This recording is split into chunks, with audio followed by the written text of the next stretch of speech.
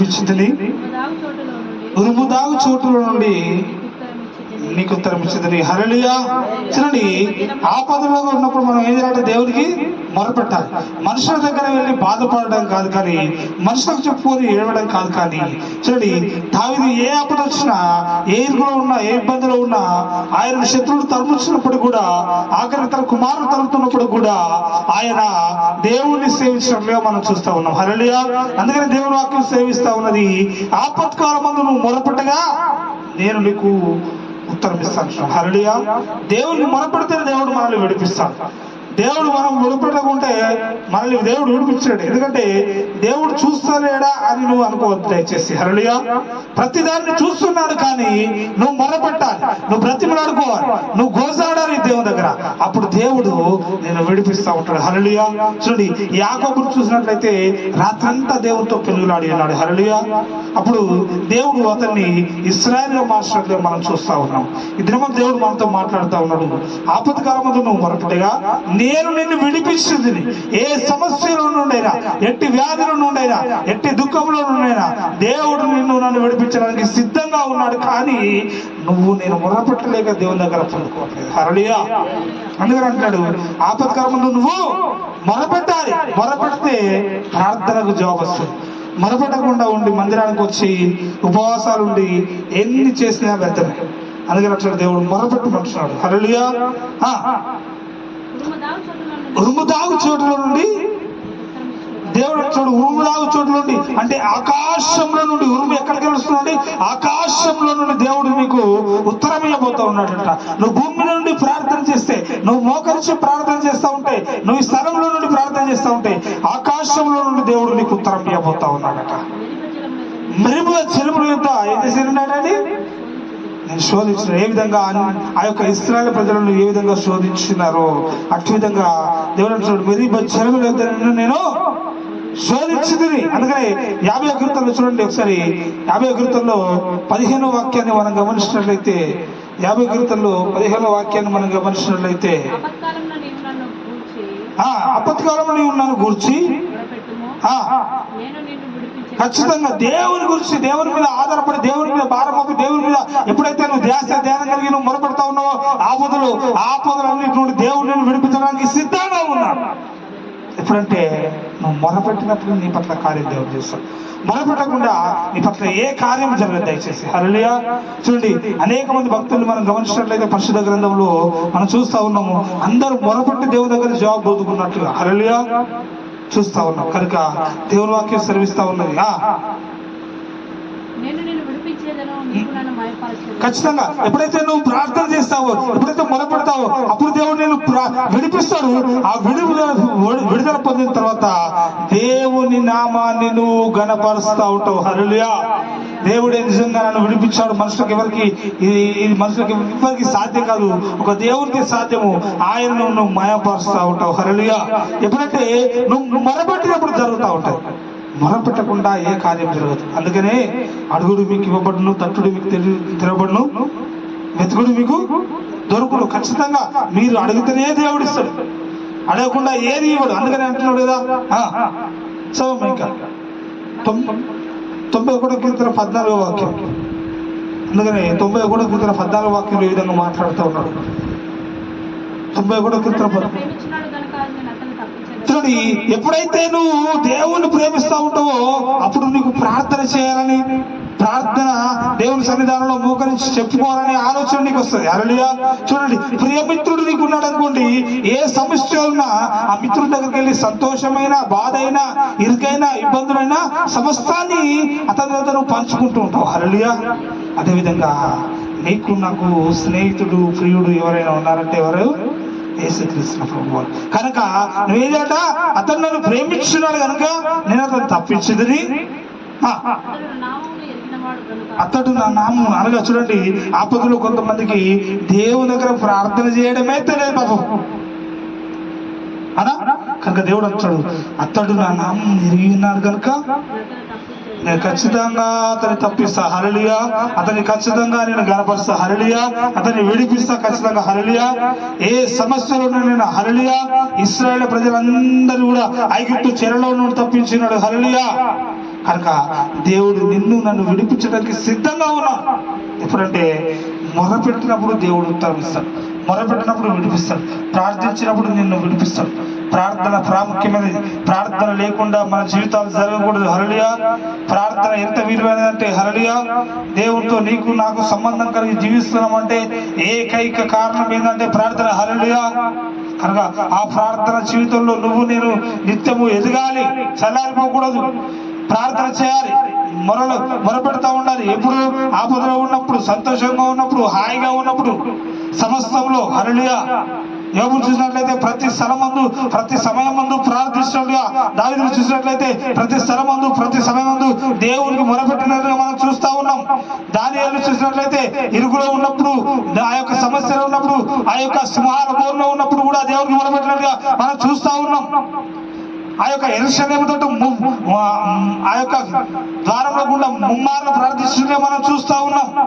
కనుక దేవుడు వాక్యం సెలవిస్తా ఉన్నది, ఆపత్కాలంలో దేవుడిని మొరపెట్టాలి. అందుకని అంటున్నాడు, నేను అతను ఎరిగి ఉన్నాను కనుక, అతను నన్ను ఎరిగి ఉన్నాడు కనుక నేను అతను తప్పించదను. అతడు నాకు మొరపెట్టగా నేను అతనికి ఉత్తరం ఇచ్చేదను. హల్లెలూయా. ఎప్పుడైతే నువ్వు దేవుడికి మొరపెడతా ఉన్నావో అప్పుడు దేవుడు నిన్ను విడిపించడానికి సిద్ధంగా ఉన్నాడు. నీ ప్రార్థన నిన్ను విడిపించడానికి సిద్ధంగా ఉన్నది. హల్లెలూయా. అంటే ఇక్కడ నువ్వు దేన్ని క్రయంగా పెడతా ఉన్నావు? నీ ప్రార్థనను క్రయంగా పెడతా ఉన్నావు, అంటే ప్రతిఫలంగా పెడతా ఉన్నావు. నీ ప్రార్థన వల్ల దేవుడు నీ యొక్క ప్రతి సమస్య నుండి విడిపించబోతున్నాడు. హల్లెలూయా. అయిపోయిందా? ముందుకెళ్దాం. యెషయా గ్రంథం 45వ అధ్యాయం 7వ వాక్యం. యెషయా గ్రంథం 45వ అధ్యాయం 17వ వాక్యం. 17వ వాక్యం. సారీ. యెహోవా వలన ఇశ్రాయేలు నిత్యమైన రక్షణ పొంది ఉన్నది. హల్లెలూయా. చూడండి, యెహోవా వలన, చూడండి, దేవుని వల్ల ఇశ్రాయేలు ఏ విధంగా ఉన్నదట? నిత్యమైన రక్షణ పొంది ఉన్నట.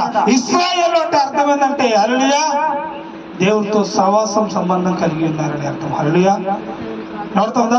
ప్రార్థన చేయవారని, పెనుగులాడువారని, దేవుడికి మొర్రపెట్టువారని, దేవుడికి నిత్యముగా, చూడండి, ఇశ్రాయేలు ప్రజలుగా హల్లెలూయా మార్చాడని చెప్తా ఉన్నాడు. చూడండి, యాకోబు మోసగాడే అయినప్పటికీ ఆ యొక్క అరణ్య మార్గంలో యేసుక్రీస్తు ప్రభు వారు వెళ్తున్నప్పుడు ఆయన రాత్రంతా పులిగినప్పుడు ప్రభు వారిని దీవించమంటే దీవించండి నేను అన్నప్పుడు మరలా ప్రార్థించి విసికిచ్చి ఆ దేవుని చేతను ఇశ్రాయేలు ఇక నుండి అడబడదు గాక అన్నాడు. హల్లెలూయా. అతన్ని యాకోబు అని పిలవలేదు మరి ఎప్పుడు దేవుడు. హల్లెలూయా. ఇశ్రాయేలు యొక్క పరిశుద్ధ దేవుడని రాబడింది. హల్లెలూయా. కనుక దేవుడు వాక్యం సెలవిస్తా ఉన్నది, ఇశ్రాయేలు ఎవరు ఉన్నారట? నిత్యమైన రక్షణ పొంది ఉన్నారట. ఎవరైతే ప్రార్థన చేస్తా ఉన్నారో, ఆయనకు మొరపెడతా ఉన్నారో, ఆయనతో సహవాసంతో జీవిస్తున్నారో వారందరి పట్ల దేవుడు చేస్తున్న వాగ్దానం ఏంటంటే వారికి నిత్యమైన రక్షణ రాబోతా ఉన్నదట.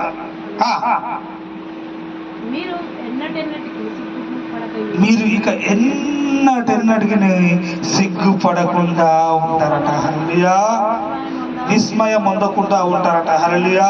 ఎక్కడా సిగ్గులు ఉండకూడదు, ఏ సమస్యలో సిగ్గులు ఉండకూడదు. సమస్యలు వస్తాయి కానీ ఆ సమస్యలోనే నీకు సిగ్గు కలగకూడదు. ఆ సమస్యలో నువ్వు విడిపించబడాలి. దుఃఖం వస్తుంది, ఆ దుఃఖంలో నువ్వు విడిపించబడాలి.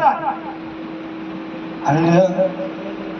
బాధలు వస్తాయి, ఆ బాధ నుండి విడిపించబడాలి. శ్రమలు పౌలు వరకు వచ్చాయి, ఆ శ్రమలు పౌలుకు అవమానకరంగా మార్చబడలేదు.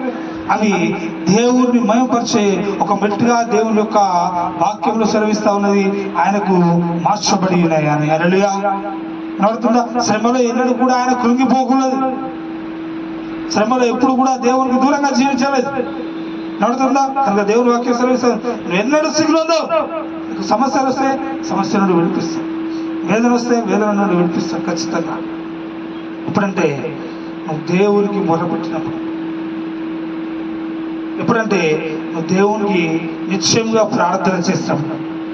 ఇంకా విస్మయం ఉందన్నమాట. మనం విస్మయం ఉందన్నమాట అంటే అర్థం ఏంటంటే మనల్ని మనం మైమర్చిపోతాం, అంటే మన స్థితిగతిని మనం కోల్పోతాం. వినపడతాం. కనుక దేవుని వాక్యం సెలవిస్తా ఉన్నది, నీకు ఎన్నడూ విస్మయం ఉండకూడదు. నీ ఉనికి నువ్వు ఎప్పుడు కూడా అసలే కోల్పోకూడదు. ఆ ఉనికిని కోల్పోకుండా దేవుడు నిన్ను నిలబెట్టబోతున్నాడట. అందుకనే చూడండి, యెషయా గ్రంథంలో, అదే యెషయా గ్రంథంలో 60వ అధ్యాయంలో 19వ వాక్యంలో దేవుడు ఈ విధంగా మాట్లాడుతున్నాడు.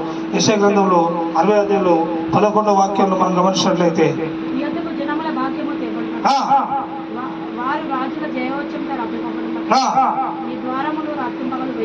రాత్రి భవన్లు వేయబడకుండా నిత్యము తెరబడతాడట. అప్పుడు నీకు నిత్యమైన రక్షణ ఉంటుందా? ఉండదా? ఉంటది. ఎన్నడూ నువ్వు సిగ్గును ఉండవు, ఎన్నడూ విశ్వం ఉండవు. నువ్వు ప్రతి విషయంలో దేవుడు నీకు సహాయం చేస్తాడు.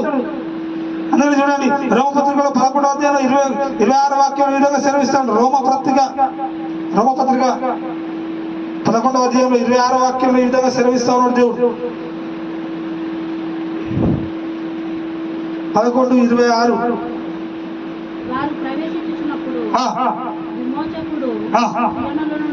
హల్లెలూయా. ఎప్పుడైతే నువ్వు ఎక్కడికైతే వెళ్తున్నావో అక్కడికి దేవుడు అంటున్నాడు, సియోను నుండి ఖచ్చితంగా. అంటే మీకు ఎదురుగా ఉన్నవారు భక్తిహీనులు కావచ్చు, మీ మధ్యలో ఉన్నవారు భక్తిహీనులు కావచ్చు, వాళ్ళందరూ కూడా మీద త్రోసేస్తాడట, తీసేస్తాడట. అప్పుడు నిత్యమైన రక్షణ నీకు ఉంటుందా? ఉండదా? నేను రక్షణ నుండి తొలిపో వస్తాయి. ఎప్పుడు దేవుని దగ్గరనే ఉంటావు, దేవునితో సహవాసం కలిగి జీవిస్తూ ఉంటావు. హల్లెలూయా. చూడండి, సియోను నుండి వచ్చట, యాకోబులో నుండి భక్తిహీనతను. చూడండి, యాకోబు నుండి భక్తిహీనతను తొలగించినప్పుడు ఏమైందండి? అతను ఇశ్రాయేలుగా మార్చబడి ఉన్నాడు. హల్లెలూయా. అట్టి విధంగా నీ జీవితంలో, నా జీవితంలో కూడా భక్తిహీనమైన కార్యాలు, ఏమైనా కార్యాలు కావచ్చు దేవుడికి, కానీ వాటన్నిటి నుండి దేవుడు మనల్ని విడిపిస్తానంటున్నాడు. కనుక దినము దేవునికి తీర్మానం కలిగి జీవించాలి. దయచేసి దేవుని వాక్యాన్ని శ్రద్ధగా విని ఆ వాక్యానుసారంగా నడుచుకున్నారా? దేవుని వాక్యం సెలవిస్తూ ఉన్నాయి, యెహోవా వలన ఇశ్రాయేలు నిత్యమైన రక్షణ పొంది ఉన్నది, మీరు ఎన్నటికి సిగ్గునందరు. హల్లెలూయా. సిగ్గుపడకయు విస్మయం నొందకయు నందురు. ఎప్పుడు కూడా సిగ్గుపడకుండా ఉండాలి. ప్రతి సమస్యలో దేవుడు మనల్ని ఆదుకోవాలి, అప్పుడు మనకు సిగ్గు కలదు. ప్రతి విషయంలో దేవుడు మనకు తోడు నడవాలి, అప్పుడు మనం ఎక్కడ విస్మయం నందము. అందుకని అంటాడు, నేను నిన్ను ఆదుకుంటాను. హల్లెలూయా. హల్లెలూయా. అందుకని దేవుడు వాక్యం సెలవిస్తూ ఉన్నది, దేవుడు మనకు తోడుగా నడబోతా ఉన్నాడు, దేవుడు మనల్ని నిలబెట్టబోతున్నాడు. నిత్యమైన రక్షణ అనగా ఎవ్వరూ కొట్టివేరు ఆ రక్షణ నుండి. హల్లెలూయా. ఎవ్వరు మనల్ని త్రోసివేరు ఆ రక్షణ నుండి. హల్లెలూయా. ఎవరు బయటకు రాలేరు ఆ రక్షణ నుండి. హల్లెలూయా.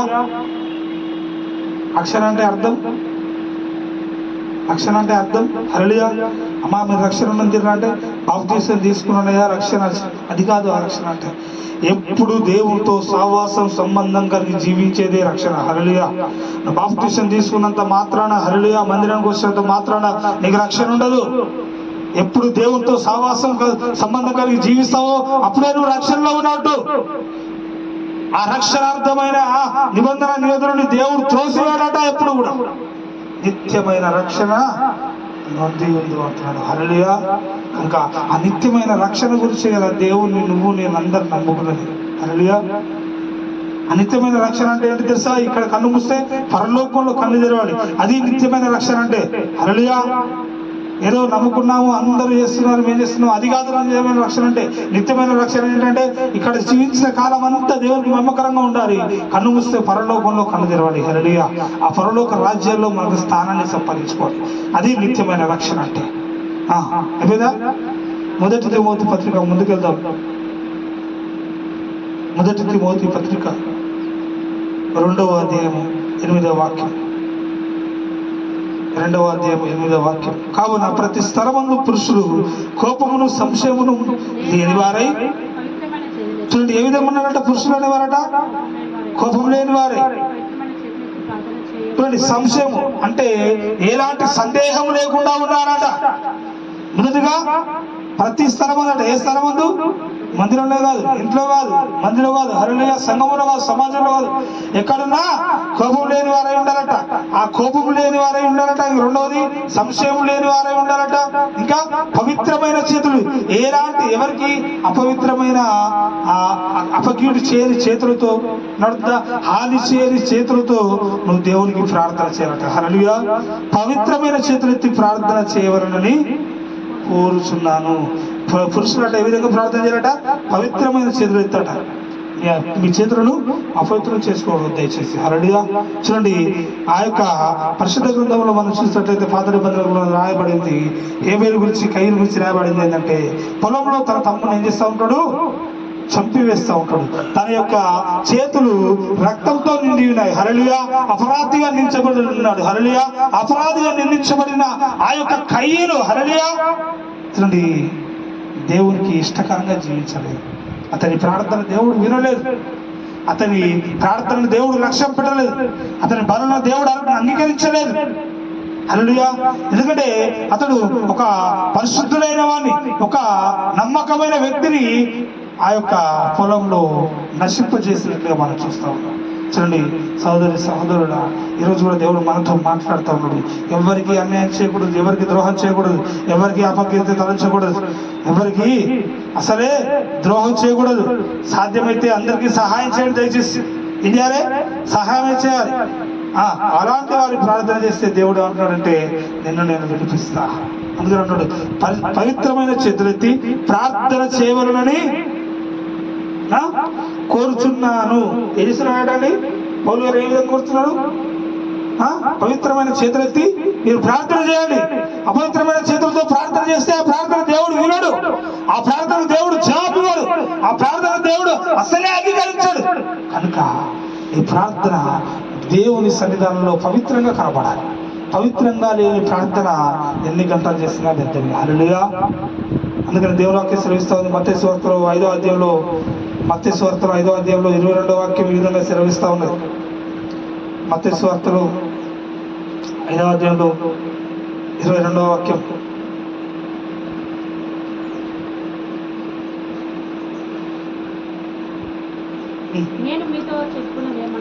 నేను మీతో చెప్పినదేమనగా, తన సహోదరుని మీద కోపపడు ప్రతివాడు ఏంటండి? విమర్శకులో నగును. వాడు పవిత్రుడు కాదు, వాడు పవిత్రమైన చేతులు లేని వాడే. అందుకని అంటాడు, మీ సహోదరుల మీద, సహోదరుల మీద ఎవరి మీద కోపం ఉంచుకున్నట్లేదు. హల్లెలూయా. ఈ ప్రార్థన దేవుడు అంగీకరించాడు. మళ్ళా చదువుతాం. నేను మీతో చెప్పినది ఏమనగా, తన సహోదరుని మీద కోపపడు ప్రతి వాడును విమర్శకు లోనవుతా ఉన్నాడట. కనుక విమర్శకు లోనవుతున్న నీ ప్రార్థన ఏమనేది? నీ ప్రార్థన దేవునికి అంగీకారంగా లేదు. ఎందుకంటే నువ్వు నీ హృదయంలో నీ సహోదరుడి మీద నువ్వు కోపం తలంచి జీవిస్తున్నావేమో అనుకున్నట్టు నీ ప్రార్థన దేవుడు వినడం లేదు. ఆ ప్రార్థన చేసినా కూడా వ్యర్థమే. మరొక చోట రాయబడింది, నీ సహోదరుడితో సమాధాన పడి వచ్చి నాకు బలు అర్పించమని దేవుని వాక్యం సెలవిస్తూ ఉంటాయి. ప్రార్థన చేయమని దేవుని వాక్యం సెలవిస్తూ ఉంటాయి. కనుక ఏ విధంగా ఉండాలంటే, మన చేతులు పవిత్రమైన చేతులు ఎత్తి ప్రార్థన చేయవలనని కోరుతా ఉన్నాను. కనుక ఎవరికి అపకీర్తి తలంచకూడదు దయచేసి, ఎవరికి అన్యాయం చేయకూడదు దయచేసి, ఎవరిని దోసుకోకూడదు దయచేసి. అలాంటి వారి ప్రార్థన దేవుడు వినడు దయచేసి. కనుక మనకు తగినంత వరకు, మనకు తోచినంత వరకు అందరికీ సహాయం చేసే విధంగా, అందరితో సమాధానకరంగానే ఉండాలి. కానీ ఎవరికి మనం హాని చేసే విధంగా ఉండకూడదని దేవుడు వాక్యం సెలవిస్తా ఉన్నది. అయిపోయిందా? కీర్తన గ్రంథం ముందుకెళ్దాం. 118వ కీర్తన 20వ వాక్యం.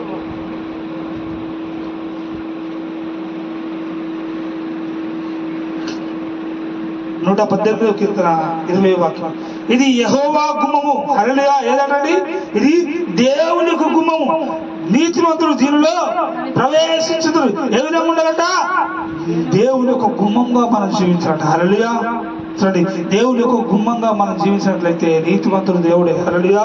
ఆయన మన జీవితంలో ప్రవేశించినట్లయితే, అందుకని 26వ వాక్యం చూడండి. అందరూ ఏమంటాడు 26లో? యెహోవా పేరట వచ్చువాడు ఖచ్చితంగా. చూడండి, దేవుని పేరట ఎవరైతే ఈ లోకానికి వస్తున్నారో, హల్లెలూయా, ఈ సమాజంలోకి వస్తున్నారో, ఎక్కడికి వెళ్ళినా కానీ ఆయన పేరు వెళ్తున్న ప్రతి వాడు ఖచ్చితంగా ఆశీర్వాదం నేను అందుతా ఉన్నాను. ఖచ్చితంగా దేవుని యొక్క మందిరంలో నివసిస్తున్నట, దీవిస్తూ ఉన్నారట. హల్లెలూయా. కనుక దేవుని నామమునే సమస్తము చేయాలి. ఆయన నామాన్ని కీర్తించాలి, ఆయన నామాన్ని ప్రకటించాలి. వినబడుతుందా? అందుకని అంటాడు, ఇది యెహోవా గుమ్మం. ఏ గుమ్మం అట? దేవుని గుమ్మం మనుషుల గుమ్మం కాదు ఇది. దేవుని గుమ్మంగా మార్చబోతా ఉన్నాడట. దేవుని గుమ్మంగా ఇద్దరి మందు మనము మార్చబడాలని దేవుని ఒక వాక్యాన్ని బట్టి మిమ్మల్ని బ్రతిమలాడుకుంటున్నాం. నీతి మందులు దీనిలోకి వచ్చి మనము అది చూడండి, నమ్మకుండా మనం దేవుని యొక్క గుమ్మంగా మార్చబడి ఉన్నామనుకో, మన దగ్గరికి అనేకులు వచ్చట ఆదరణ ఉండాలి, అనేకులు ఓదార్చబడాలి, అనేకులు బలపరచబడాలి. అప్పుడు హల్లెలూయా మన దేవుని గుమ్మంగా మార్చబడతా ఉంటాం. అంతేగాని నమ్ముకున్నాము ఏదో మందిరానికి వస్తున్నాము ఇది కాదు. దేవుని గుమ్మంగా మార్చబడాలంటే ఒక సమర్పణ జీవితం ఉండాలి. దేవుని గుమ్మంగా మార్చబడాలంటే ఒక ప్రత్యేకత జీవితం జీవించాలి. హల్లెలూయా. చూడండి, దేవుని వాక్యం సెలవిస్తా ఉన్నది. పేతురు గురించి దేవుడు మాట్లాడుతూ ఉన్నాడు. ఏంటండి, నువ్వు నా బండ, హల్లెలూయా, నేను నీ మీద నా యొక్క మందిరమును కట్టదని అంటున్నాడు. హల్లెలూయా. చూడండి, అందుకని దేవుని వాక్యం సెలవిస్తా ఉన్నది. చూడండి, ప్రకటన గ్రంథంలో 22వ అధ్యాయంలో 14వ వాక్యం ఈ విధంగా మాట్లాడుతూ ఉన్నాడు. ప్రకటన గ్రంథం 22వ అధ్యాయంలో 14వ వాక్యం ఏ విధంగా మనం జీవ వృక్షములు తినడానికి హక్కు గలవారమై ఆ గుమ్మంలో గుండా ప్రవేశించు వారమై ఉండాలి. హల్లెలూయా. ఆ జీవ వృక్షము హక్కు గలవారమై మనం జీవించాలంటే ఈ లోకంలో ఎన్నో జయించాలి. హల్లెలూయా. నడుతుందా? ఎన్నో జయించాలి, శ్రమను జయించాలి, అవమానాలను జయించాలి. హల్లెలూయా. ఈ లోకంలో యేసుక్రీస్తు ప్రభువు వారు 3.5 సంవత్సరాలు సేవ చేస్తున్నప్పుడు ఎన్ని అవమానాలు వచ్చినాయి, ఎన్ని నిందలు వచ్చినాయి. అవునా? ఓ స్థలంలోనైతే యేసుక్రీస్తు ప్రభువు వారు మాట్లాడక మౌనంగా వెళ్ళిపోయాడని దేవుని వాక్యం సెలవిస్తా ఉన్నది. మనమైతే నిలబడి మరి కూడా దయచేసి, అందుకని దేవుని వాక్యం సెలవిస్తా ఉన్నది.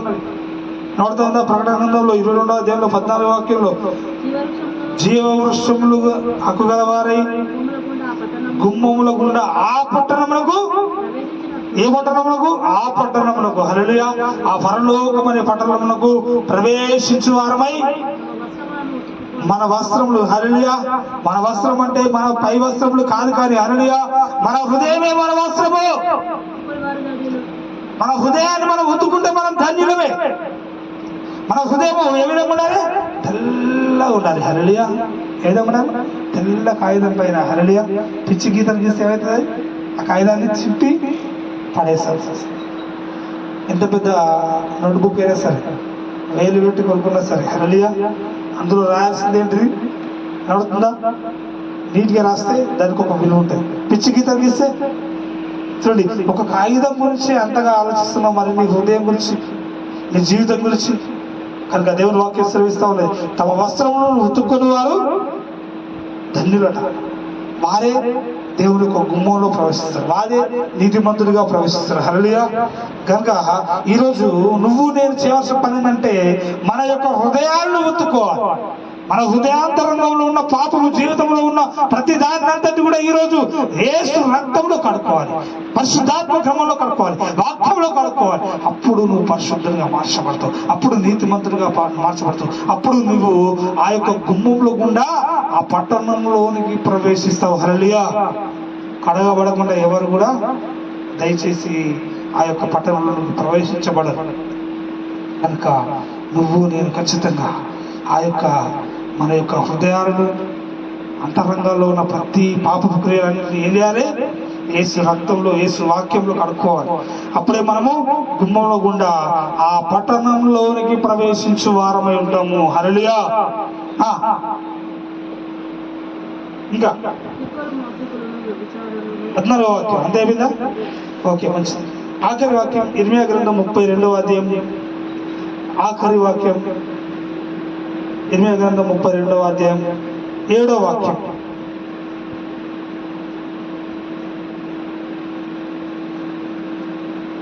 ఇర్మియా గ్రంథం 32వ అధ్యాయం 7వ వాక్యం. నీ తండ్రి తోడబుట్టిన షల్లాము కుమారుడు అనాయేలుని యొద్దకు వచ్చి అనాతోతులోనున్న నా భూమి మీద నీదే. అంటే ఆ యొక్క భూమిని కూడా ఏం చేయాలట, విమోచించాలట. హల్లెలూయా. చూడండి, ఆ రోజు తన దగ్గరకు వచ్చి బ్రతిమాలుకుంటున్నాడు. హల్లెలూయా. చూడండి, దేవుని వాక్యాన్ని బట్టి నేను చెప్తున్నాను, అనేకులు మీ దగ్గరకు వచ్చి హల్లెలూయా ఇచ్చి విధంగా మా గురించి ప్రార్థించండి, మమ్మల్ని విడిపించండి, దేవుని నామంలో మమ్మల్ని రక్షణలోకి నడిపించండి.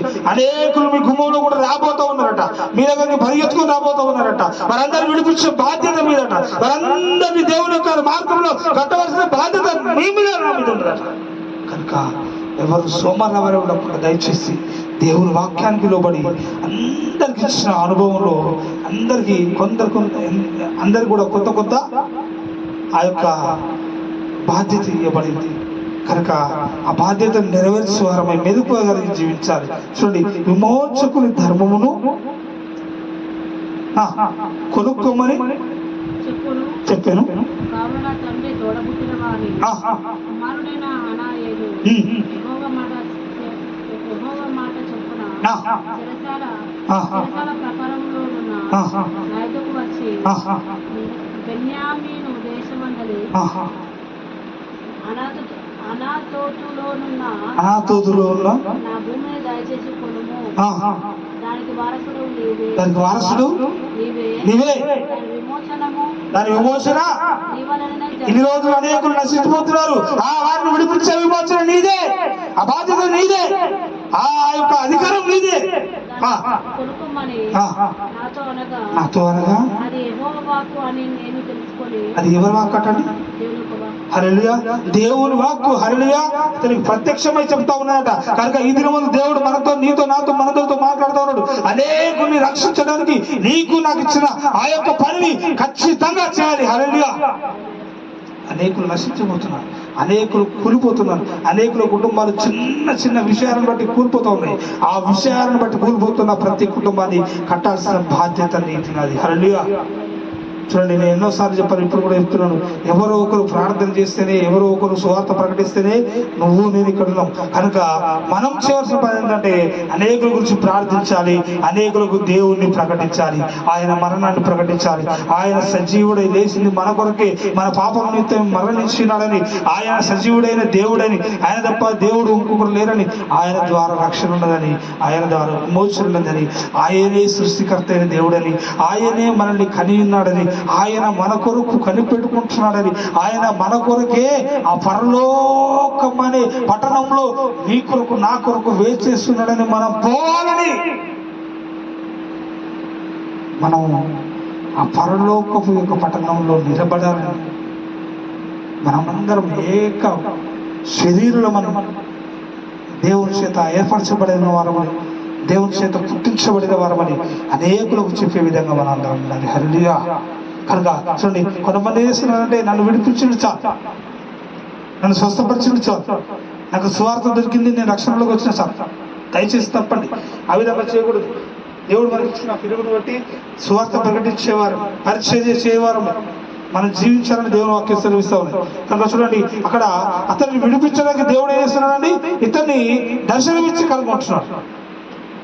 ఏం చేస్తున్నాడు చూడండి, కిందికి చదివినట్లయితే, తండ్రి తొడబుట్టిన వారి కుమారుడైన అనాయేలు కొనుక్కొని 17 తులముల వెండి చూచి అతనికి ఇచ్చితిని. నేను క్రయపత్రము రాసి శాస్త్రాలు పిలిపించి రాజులో ఆ వెండి చూచి, చూడండి, ఆ యొక్క శ్రమలో నుండి, ఆ యొక్క ఏ ఆపత్తులో దాని నుండి విడిపించడానికి తను ఏం చేసినండి, అతడు ఆ యొక్క 17 తులముల వెండిని ఇచ్చుకున్నాడు. హల్లెలూయా. నువ్వు నేను బంగారం ఇవ్వాల్సిన అవసరం లేదు, వెండిని ఇవ్వాల్సిన అవసరం లేదు, ధనాన్ని ఇవ్వాల్సిన అవసరం లేదు. మన గురించి ప్రార్థన చేస్తే చాలు. హల్లెలూయా. ప్రార్థన చేస్తే దేవుడు నడిపిస్తాడు, ప్రార్థన చేస్తే కడతాడు, ప్రార్థన చేస్తే విడిపిస్తాడు, ప్రార్థన చేస్తే ఆ యొక్క దేవుని మందిరంలో వారిని కూర్చోబెడతాడు. కనుక మనందరి కొరకు మనం ప్రార్థన చేయవారమై, నిశ్చయముగా కనిపెట్టుకోవారమై, జ్ఞానం కలిగి జీవించాలని ప్రభువు పేరిట మనందరి ప్రతినాడుకుంటున్నాము. దేవుడి చిన్న మాటలు దీవించుగాక. ఆమేన్. హల్లెలూయా. ప్రార్థన చేస్తున్నాం.